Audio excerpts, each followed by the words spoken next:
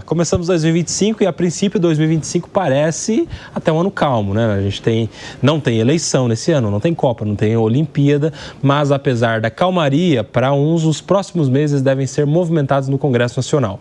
Os parlamentares vão escolher os próximos presidentes da Câmara e do Senado e que vão suceder a Arthur Lira e Rodrigo Pacheco, respectivamente. Durante o ano passado, a escolha na Câmara passou por uma reviravolta.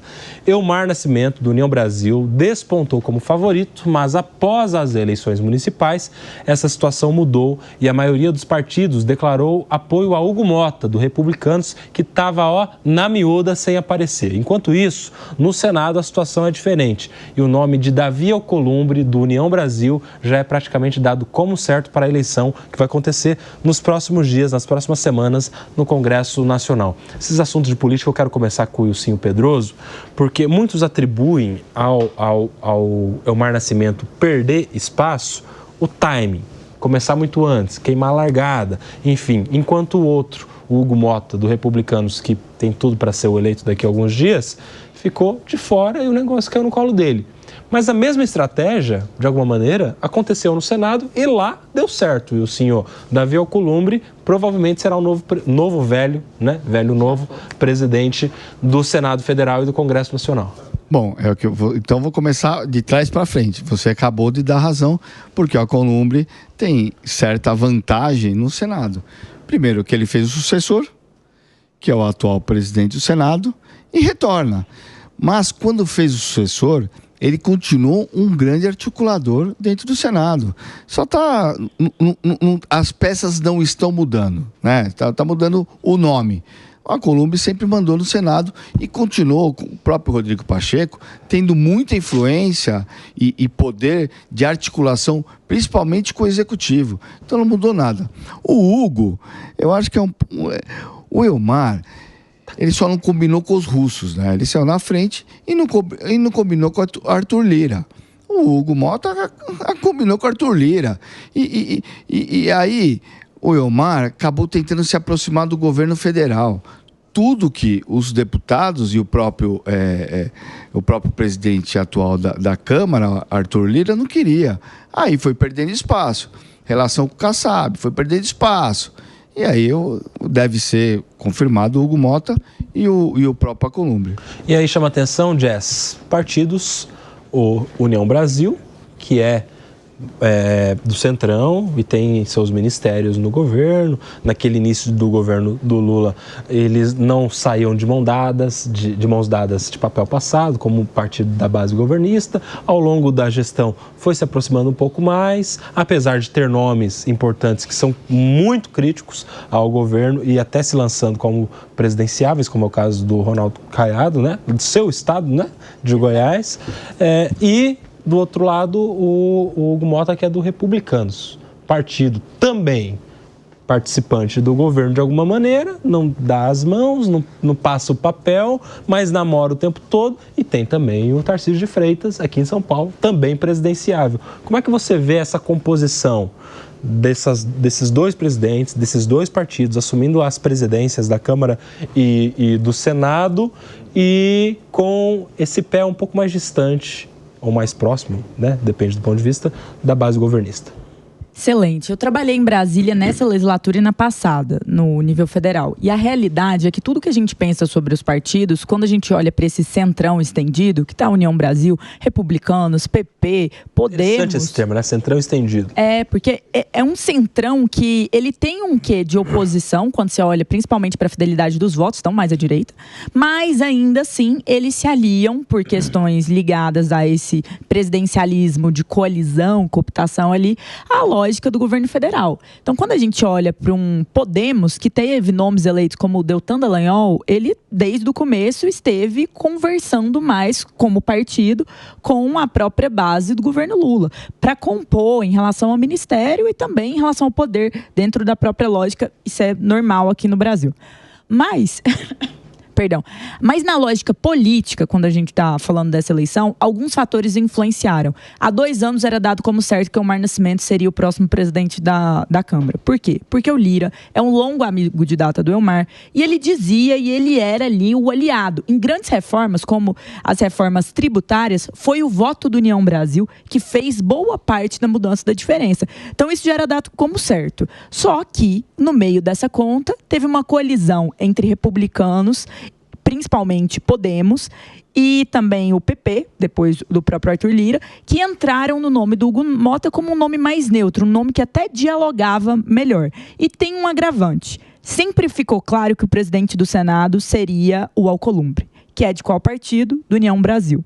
Então, essa concentração das duas casas no União Brasil... Seria muito. Seria muito. Também serviu de força para o Hugo Mota. E a partir disso, o Elmar Nascimento, que se via como rei, quase rei no sentido assim, pegaria a coroa, seria o sucessor do Arthur Lira, se viu extremamente frustrado. E ele que foi decisivo em várias votações. Então, a partir disso, ele começou a atacar muito Lira, falar que foi traído, o próprio Lira falou que é um grande amigo, mas pôs panos quentes, por assim dizer. E no final do ano passado, 2 nomes que estavam no posto, o Antônio Brito, do PSD, do Kassab, e o Elmar Nascimento, se colocavam ainda assim como possíveis tiradores, assim, receptores de votos que seriam do Hugo Mota. Ambos desistiram e todo o sistema político aí desse centro expandido está apoiando o Hugo Mota, que deve levar essa presidência, talvez com uma candidatura de esquerda do PSOL, que vai ter um candidato. Mas a grande questão é, isso tudo é muito importante, porque são essas pessoas que pautam as votações que importam para todos os setores da sociedade. Então, este possivelmente é um dos cargos mais importantes da República. E o Arthur Lira vai fazer o seu sucessor como Hugo Mota. O Arthur Lira vai continuar tendo um bom trânsito. E ele é essa voz dentro do Congresso até o momento que se passar a faixa. Vale mencionar que no passado, pessoas como o presidente da Câmara, Rodrigo Maia, fizeram sucessores e depois se viram como apagados. Então, uma grande discussão para esse ano é onde ficará Arthur Lira, que foi o homem mais poderoso do Congresso Nacional, quando deixar a presidência da Câmara dos Deputados. Pode ser ministro? Pode ser ministro, mas isso que a Jess falou é muito importante, que acontece muito. Alguns presidentes de casa, depois eles saem e ficam bem apagadinhos. O João Belucci fez o L, Eles saem e ficam bem apagadinhos. Isso aconteceu, talvez o Rodrigo Maia seja o maior exemplo. Mas nada mostra... O Rodrigo Maia não fez sucessor. Não, digo, depois... O sucessor era o Baleia e ele não conseguiu fazer o sucessor. Ele ficou apagado politicamente após sair da presidência, que ele lembra, ele tinha um grande protagonismo e depois acabou dando uma esfriada. Mas você vê que nada representa tanto a política real quanto essa eleição das casas, onde na medida em que esquerda, direita, está todo mundo junto, agora a esquerda e a direita apoiam, né, o mesmo candidato nas duas casas, e você vê que a se questionar esse desenho institucional onde a presidência da casa tem muita força. Nossa, muito. Até para barrar requerimentos, por exemplo, maioria simples na Câmara, Senado consegue avançar requerimentos independente do presidente, mas criou-se até essa ideia na sociedade que os presidentes das casas, eles podem barrar absolutamente tudo, e não é bem assim, mas a própria oposição vem aceitando passivamente isso, vem inclusive aceitando passivamente apoiar os candidatos que não necessariamente representem os seus valores. Vem acontecendo muito isso. A direita agrega ao centro para aprovar candidatos nas casas, só que depois as pautas da direita não andam. Falou, você apoiou aqui, mas depois não andou. O próprio Alcolumbre, ele já foi presidente do Senado super recente e não avançava pautas de interesse da direita, do conservadorismo, e agora volta com o apoio da direita. Nem Exato. o indicado do presidente na época, que era o Bolsonaro, pro STF, o André Mendonça... O que mais demorou para ser sabatinado. Não teve apoio nem de colocar na sabatina, né? Ou seja, foi naquela época uma medida, uma conduta do presidente, então presidente, e agora provavelmente futuro presidente, Davi Alcolumbre, que era praticamente um desafio ao presidente da República, né? Exato, e foi o que passou com menos votos, o que demorou mais tempo desde a indicação. Assim. O mínimo que ele devia fazer era colocar para votação, não dependia nem dele, era de sabatina de outros senadores, e ele não fazia. Quem diria que, passado alguns anos, se apoiaria o Davi Alcolumbre? Aí o Bolsonaro foi para o Senado, o Durso. Foi para o Senado e foi falar o quê? Para os senadores do PL votarem no Alcolumbre. Vamos apoiar o Alcolumbre. Porque na eleição passada do Rodrigo Pacheco, a gente lançou uma candidatura do Marinho que fracassou 32 votos contra 49, se não me engano. Marinho. E não é isso? 32 contra 49, se não foi isso, foi algo perto disso. E aí ficou o PL 2 anos chupando o dedo, sem participar de comissões, de mesa diretora e de nada relevante no Senado Federal. Então o Bolsonaro falou, é melhor apoiar alguém que já vai ganhar e pelo menos a gente participa, do que propriamente ter um candidato. Tem um agravante. Curioso, nesse mesmo dia, sem conversar com ninguém, o astronauta se lançou candidato a presidente do Senado, mas assim, não durou nada essa candidatura. Não. Astronauta se lança. Vai. Não, um agravante. O voto, nesse caso, ele é secreto. Então, não existe cobrança popular. Eu acho que esse é o ponto que mais dá possibilidade para os partidos mandarem mais nesse sentido que os próprios deputados. Porque, assim, acredite, tem muita parlamentar de direita que não quer o nome do Hugo Mota. Tem muito parlamentar no Senado de direita que não quer o nome do Alcolumbre. Mas a grande questão é, a configuração partidária é muito forte, os benefícios oferecidos são muito fortes. Então, por assim vai. Como eu posso... Eu achei interessante que você introduziu a pauta dizendo não teremos nada muito importante, né? Nada muito... Mas é interessante porque essa eleição me parece ser mais importante do que a presidência da República. Quem manda no país muitas vezes é o presidente da Câmara e o presidente do Senado. A Jéssica trouxe um detalhe importante. Primeira coisa, a votação é oculta. Por quê? Né? Porque a gente não pode saber o seu deputado está votando em quem para ser o líder. E outra coisa, muito poder nesses cargos. Olha a importância desse cargo. Eu não vou nem entrar no mérito dos nomes possíveis, porque já fizeram muito bem, mas eu esperaria num ano novo mudanças exatamente no poder do presidente da Câmara e do presidente do Senado para, por exemplo, tirar esse poder absoluto do projeto que vai ser pautado. Ele simplesmente engaveta como voto único. Ele decide, não põe para voto, guarda o projeto e ele não tramita. Atropela a CCJ, né? Depois de tramitar na CCJ, depois de tramitar em todas as comissões, vai plenário e ele segura. Não, é absurdo o nível de poder. E esse poder foi crescendo. O Eduardo Cunha tinha muito poder, o Maia teve muito poder. E por assim vai. E agora o Lira tem o auge desse poder e a reunião de líderes, né, que é a reunião que se define as votações, é uma reclamação de parlamentares com quem eu converso, que muito é decidido na reunião de líderes e muito não vem para os próprios parlamentares. Se for ver o número de votações nominais nessa legislatura, está baixo. Por quê? Porque a maioria das votações são fechadas em acordo de liderança, mesmo quando há fortes discordâncias. Mas, assim, eu até acho que eles têm muito poder. Eu acho que o Maia teve muito poder, o Arthur teve, o Cunha teve. Mas por quê? Executivo fraco. Não é que o legislativo tem muito poder. É quando tem um governo fraco, ou um governo sem capacidade de articulação com os deputados, com os senadores ou com o legislativo, né? Vamos colocar o legislativo.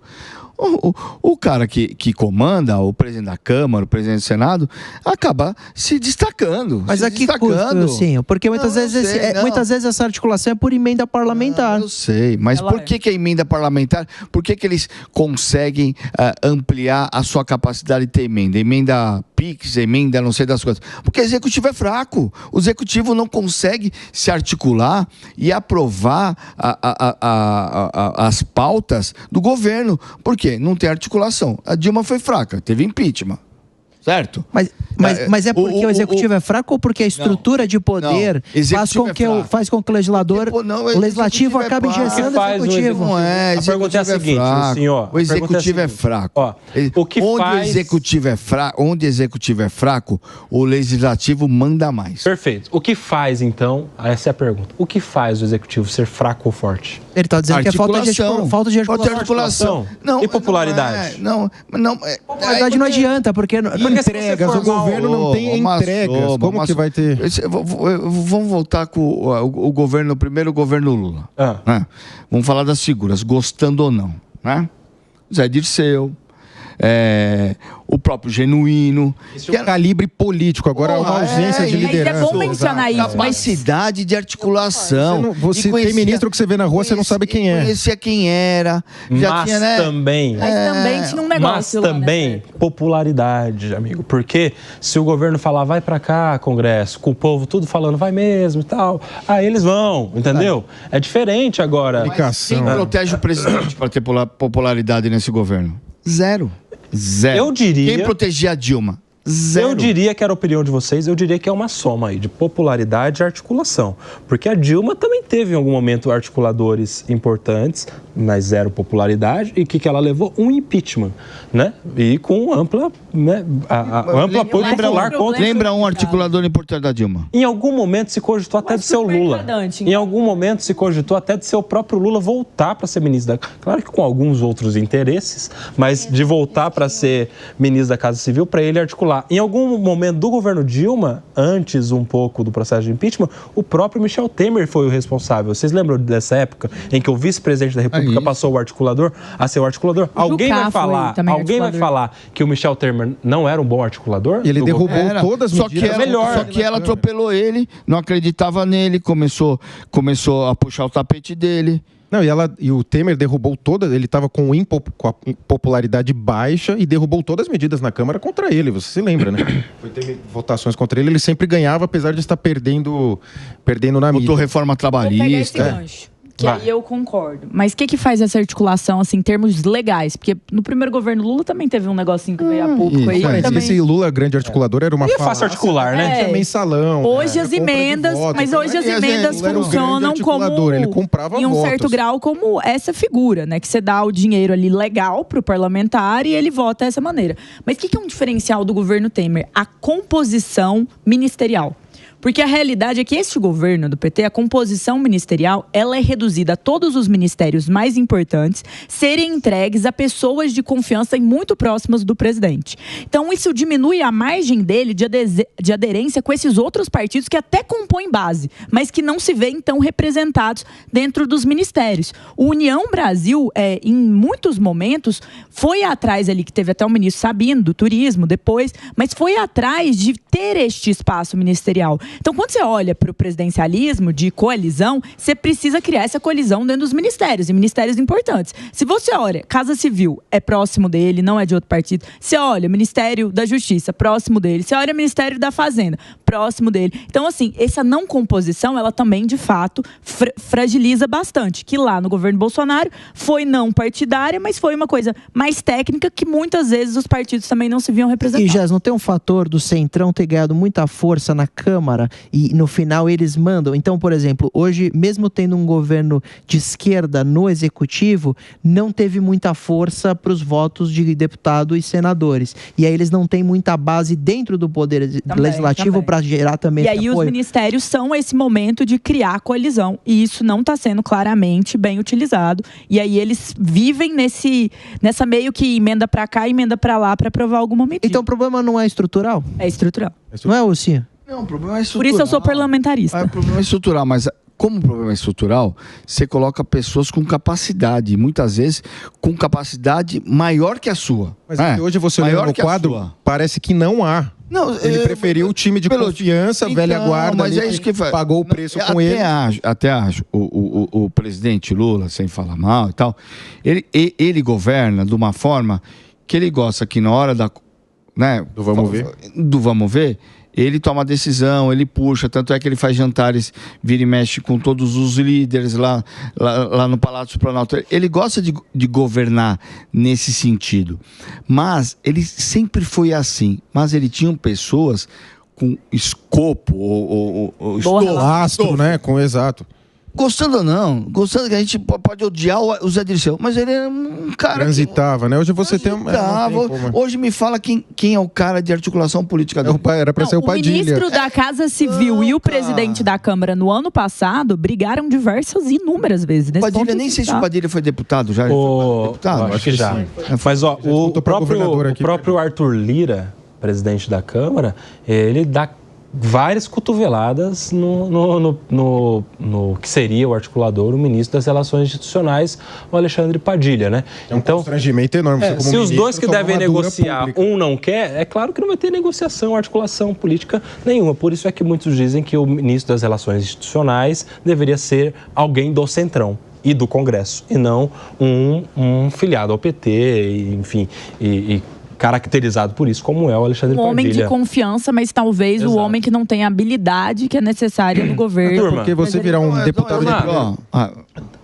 Acompanharemos. Daqui a alguns dias saberemos o novo Feliz presidente. Ano Novo.